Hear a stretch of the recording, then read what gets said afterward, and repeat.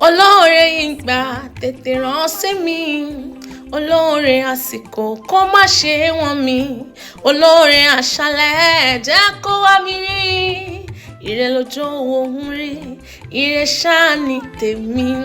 My family, good morning, good evening, good afternoon. How was your day? Ẹ wo, èmi náà ni o, ọmọ yín, ọ̀rẹ́ yín, olólùfẹ́ yín, Kẹ́hìndé Ọmọwọnọlá Samuel, tí gbogbo yín mọ̀ sí Orinayo. Ẹ wo, mo tún dé, mo ṣe máa ń dé, mo ṣe drop Olóre Ìgbà sí orí YouTube. It's a song and it's a prayer.